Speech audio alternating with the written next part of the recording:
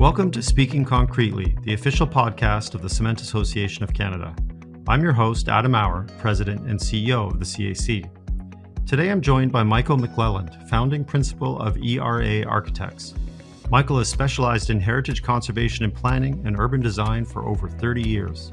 He has edited a number of books, including one that's very special to us called Concrete Toronto, a guidebook to concrete architecture from the 50s to the 70s. In it, Michael laments the cultural amnesia that we have for the role that concrete has played in our architectural history and heritage, and proceeds to curate the beautiful history and expressive personality of some of Canada's most iconic concrete structures.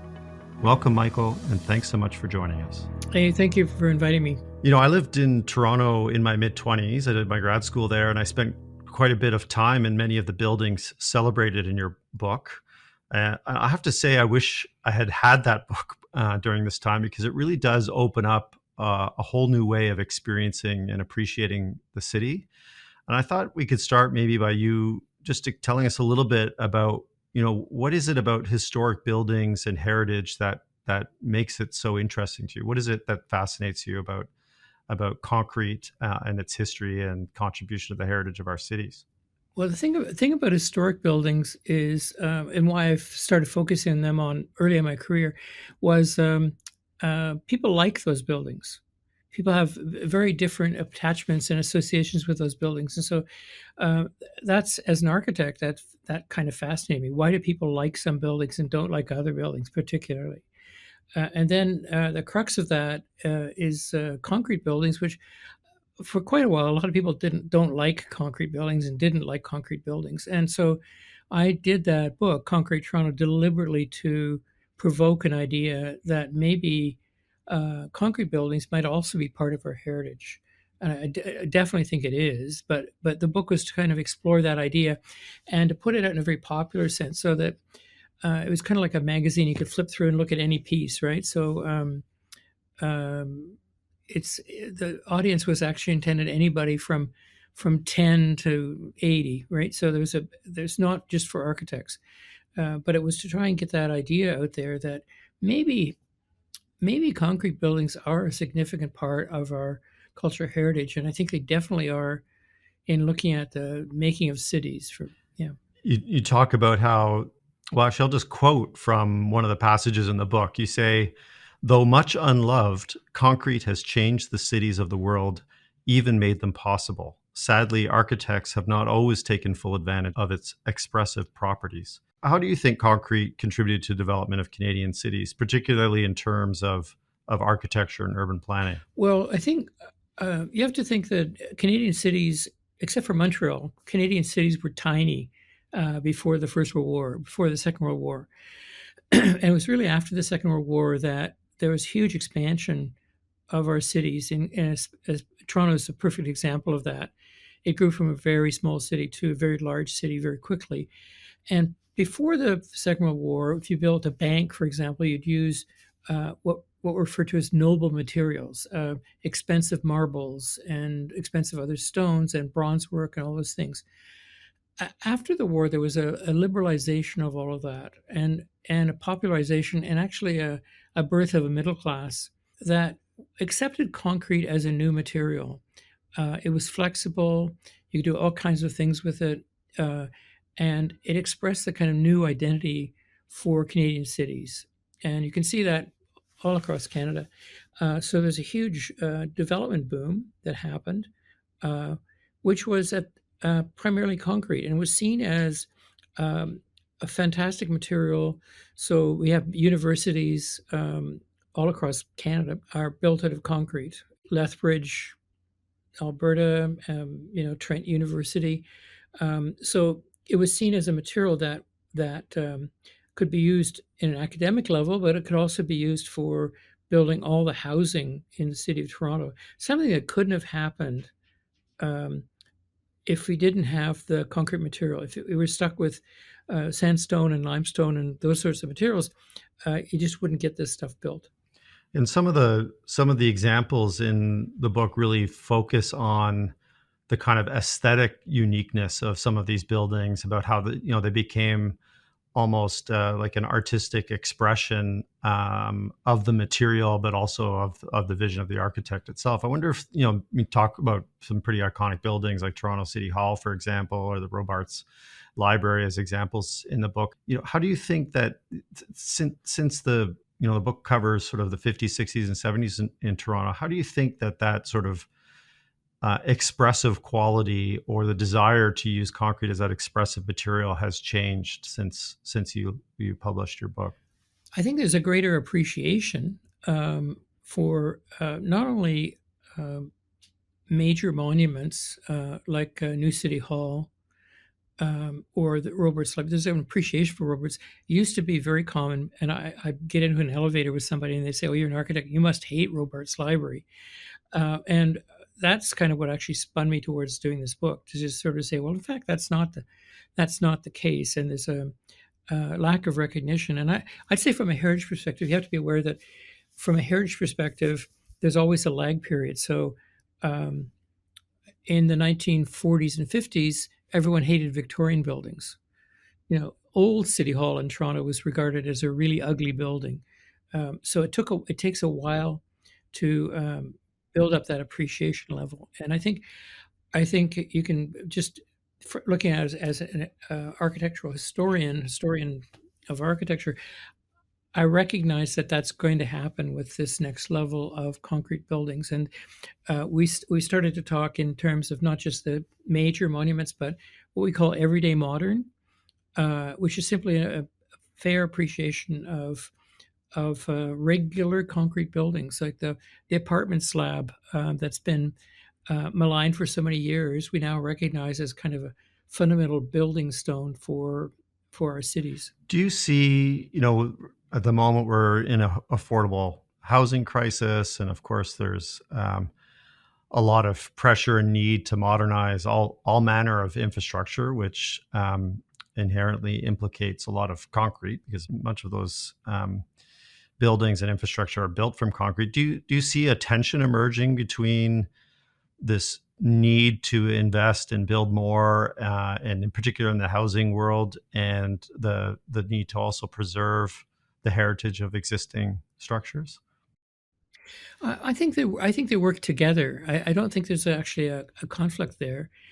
We started a campaign 12 years ago or something like that called Tower Renewal, because we were arguing that the demolition of all these concrete buildings was a waste. And there was an argument, oh, they don't do this, they don't do that. But in fact, thinking about adapting them and reusing them and modifying them so that they meet kind of climate change objectives and all that sort of thing was a very worthwhile exercise to do. And so in terms of dealing with housing, one of the best responses is to maintain the housing we have and then add more housing. But it's not to go reductively after demolishing existing housing to build new housing. That's a much more expensive exercise. And so I think the two things work very, very well together.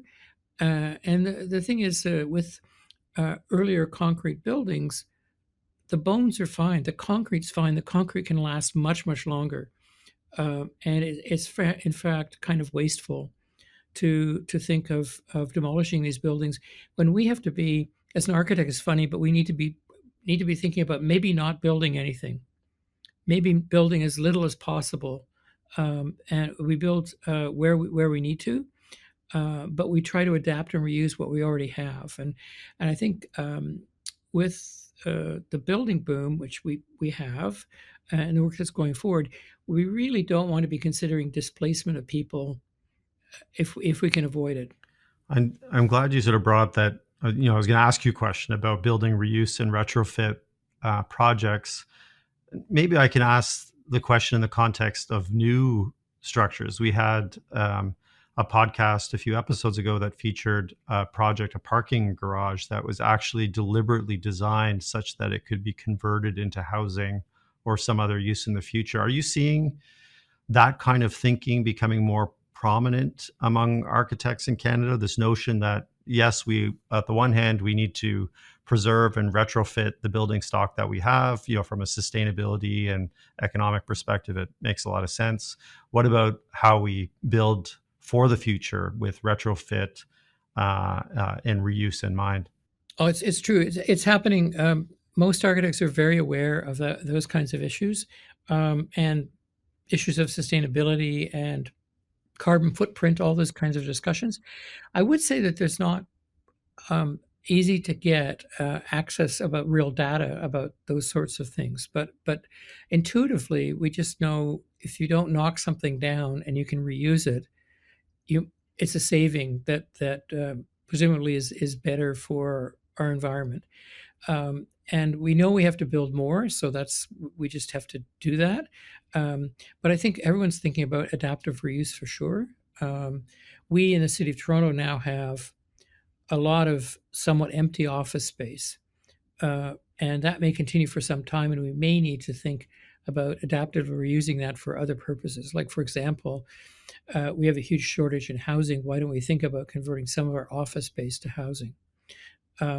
That the city hasn't gone there yet. They're thinking the office space is going to come back. I'm not so sure. Yeah, that remains to be seen. I know here in Ottawa, we're still seeing the legacy of the pandemic as well, with lots of vacant space downtown. Just going back to the question of heritage, and I had a fairly, I would say, almost emotional response to kind of looking through some of the photos and reading some of the stories about the various buildings Toronto in the Concrete Toronto book. What's sort of the response that you've had? Like, I'm kind of curious. People sort of have misconceptions about the heritage of the structures around them, or what's sort of been the response that you've received to kind of try to highlight the identity or the personalities of structures that most of us kind of take for granted on a daily basis? Well, it's pretty interesting. I think I'm part of a group called ICOMOS, which is the International Monuments and Sites group, an international level, and a working committee in Canada. And we're finding now that really we say that the kind of discussions about heritage have gone through a paradigm shift. It used to be we thought about specific monuments. Right now, there's the possibility that almost everything has some potential heritage value. Almost everything. So you think, well, it must be just buildings, but in fact, much of our Indigenous culture has no buildings to speak of. They speak in a very different way about heritage, as do many immigrant communities. And Black Lives Matter for sure has shaken up how we think about heritage in the city of Toronto, and I think that's a good thing. But it means that we really have to retool ourselves to think differently about heritage, and that again is one of the purposes behind that book on concrete, because I think a lot of people, like, we tried to get fantastic photographs for that book because we really wanted to sell the idea that many of those concrete buildings were beautiful, and in fact, I'd use the word sublime, that they're remarkably sublime. Like Scarborough College is a sublime building. It's awesome. It's a pretty fantastic building, and for people to look at those things with new eyes and sort of say, "Hey, these are really interesting things," and they are, of course, they are. But it's you can create by doing something like Concrete Toronto as a book. You can create new ideas of what our culture is, and I think the Canadian culture is hugely about concrete buildings. So we did a lot of work with the National Film Board a number of years ago to ask people who lived in towers in Thorncliffe, Flemington Park, what they thought of their neighborhoods. And they loved their neighborhoods. It was a very interesting, eye-opening kind of experience to talk to residents in different parts of the city. So I think it's I think one of the roles of a good architect is to make it clear to people that their environment is a very rich thing, and there's all kinds of things to discover there. I love that perspective. Maybe this is not an entirely fair question, but could you, if I asked you what you thought the most innovative or impactful concrete related development in Canada was in recent decades, what would you offer as a response? Technologically, I think the most interesting thing, I had a discussion with about flying forms and how they sped up the ability to construct. Um, and I actually think that they were developed in Toronto by recent immigrants from Italy. And that's kind of all this cultural mix of how things get built and done. But flying forms are very, very interesting. Other innovations, I'm not sure. Like in recent decades, I'm not sure because, in fact, we've uh, um, we've gone through a period of innovation in the 60s and 70s. After that, we kind of slowed down in terms of new and innovative design. Um, I think we should be looking at new things now, but I'm not sure that I could think of anything specifically. What about on a global basis? Is that sort of a uniquely Canadian perspective? You think that we're poised for a kind of renaissance in concrete architecture, or is this a more of a global kind of perspective? I don't see why not, but I think generally the other component piece here is adaptive reuse. So many of the concrete buildings we have now, we're going to have to think about how to carefully reuse them and modify them, and there may be then related technologies about how to build environmentally better in terms of insulation and all those sorts of things. So I think there's still bright days for concrete in Canada for sure. Well, you may be aware that as an industry, we released a roadmap to decarbonization of cement and concrete in Canada.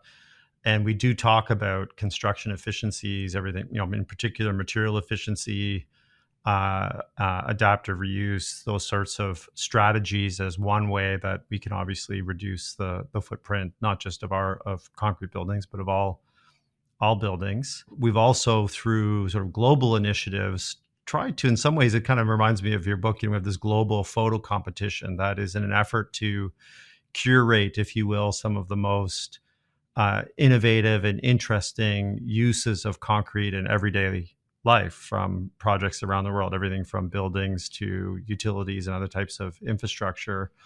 And I'm curious what you think the future holds for concrete in Canada. I mean, you touched on the notion that we are sort of poised or due for another sort of innovation step in terms of design and function, and of course sustainability. How do you see that sort of evolving for concrete? I think globally there's a problem with homelessness and there's a problem with housing, a significant problem. And you're facing it in Ottawa. I'm facing it in Toronto. Um, it's a global issue, but I think we need to come forward with smart ideas about how to address housing and how to build more housing, and that's got to be uh, with the use of concrete. Like I guess there's more wood timber housing frames, that sort of stuff being proposed, but that's a small part of the market, frankly. And we need to look at multiple strategies about how to provide all that housing that we really seriously need. It's funny when you look at Toronto in the 1950s. Um, it was on a huge climb, exponential climb uh, in terms of development. There was a dip in the 90s, and we're back to that huge climb again. So actually, if you looked in the larger scale of Toronto, it's been a continuous explosion of development, and a lot of that is concrete for sure. I think I heard a statistic that there are more cranes in Toronto, or at least there have been over the past number of years, than any other city in North America. And I might be wrong about this, but I think it was almost all the other cities in North America combined at one point. It was quite an incredible boom. Yeah. Yeah, I think it might even be at this point that Toronto has more cranes. Uh, than the rest of the North American cities combined. Now, there's other ways to build, and not everything requires cranes. So there's different kinds of ways to interpret that data, but it does give you a sense of how explosive the development is in Toronto, and it's interesting from a heritage perspective because people are losing their way. They're going in certain parts of the city and say, "I've never, where is this place?" Um, and that's truly an issue and a problem. But I think then we need to start looking for more landmarks that are recognizable, and that includes some concrete buildings. Well, before we end, there's a great story in Concrete Toronto about the concrete furniture at City Hall, including the mayor's old desk that apparently weighed 800 pounds and took 4 people Yeah. to move. And I'm wondering if you could just, for our audience, share a little bit more, elaborate a little bit more on that story. Oh, sure. Well, there was designed by Ravel for concrete furniture. So the whole building was actually really carefully thought out. Like if you actually look at the concrete panels on the exterior of the building, on the rounded parts of the exterior building, they're trimmed with marble. So there's marble inset into the concrete panels. It's a very articulate building. But when you go inside, all the furniture was originally concrete, and you can imagine some bureaucrats not liking that, and so much of it got removed. I don't know where it went to, but there was a set of furniture still in the planning department for quite a few years until fairly recently, pre-COVID anyway, and it was quite remarkable furniture, but it was super heavy stuff, and very difficult to negotiate around. But I think it showed you the idea. At the time, people didn't go, "Oh, this is awful." Everyone loved it. The City Hall, when it was constructed, was rave reviews, and I think that's the kind of architecture we need to look at and figure out where do we get more rave reviews when a new building is put up. Well, Michael, I've really enjoyed meeting you and want to thank you so much for taking the time to join us on this month's episode of Speaking Concretely. Okay, great. Nice to meet you guys too. Bye. Thank you to our audience for listening. And don't forget to subscribe and follow our podcast on your favorite podcast platform. We hope to see you next time.